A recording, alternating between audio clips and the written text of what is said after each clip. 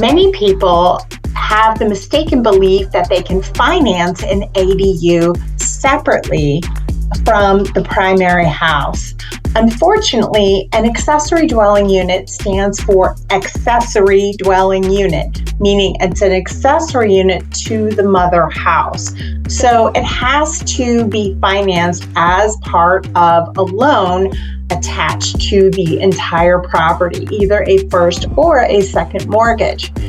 Similarly, construction and renovation loans are not different or separated from the property or the property loans, i.e. mortgages. What's different about construction and renovation loans is they are based on the future value or after repair value of the house, as opposed to current value, which are the most traditional loans.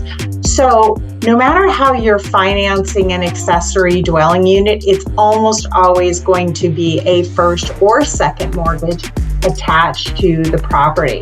There's ways of working around it and making sure that you own your ADU, even if somebody else owns the primary home, but that's an important thing to notice and narrow down what your financing options are for ADUs.